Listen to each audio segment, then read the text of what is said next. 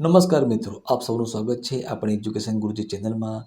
મિત્રો, આજે આપણે ડેલી ઇંગ્લિશ સ્પીકિંગ સિરીઝનો 15મો ભાગ જોઈશું. આજનો પહેલો શબ્દ છે એલર્ટ. એલર્ટનું પ્રોનાઉન્સિએશન મતલબ કે ઉચ્ચારણ થાય છે એલર્ટ. એનું ગુજરાતી મિનિંગ જોઈએ તો સતર્ક કાં તો ચેતવણી આપવી એવો થાય.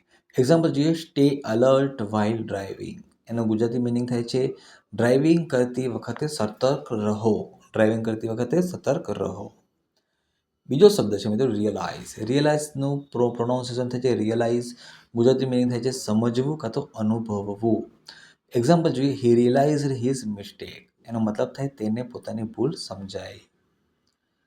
ત્રીજો શબ્દ છે મિત્રો વેલ્યુ. વેલ્યુનું પ્રોનાઉન્સિએશન વેલ્યુ થાય. ગુજરાતી મિનિંગ છે મૂલ્ય કાં તો મહત્વ આપવું. એનું એક્ઝામ્પલ જોઈએ મિત્રો તો વી વેલ્યુ ઓનેસ્ટી. વી વેલ્યુ ઓનેસ્ટી.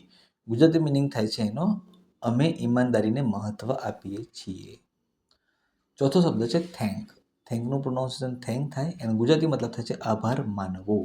એક્ઝામ્પલ જોઈએ, thank you for your help. એનો મતલબ થાય મિત્રો તમારી મદદ માટે આભાર. પાંચમો અને છેલ્લો શબ્દ મિત્રો રિસીવ. રિસીવનું પ્રોનાઉન્સિએશન રિસીવ થાય.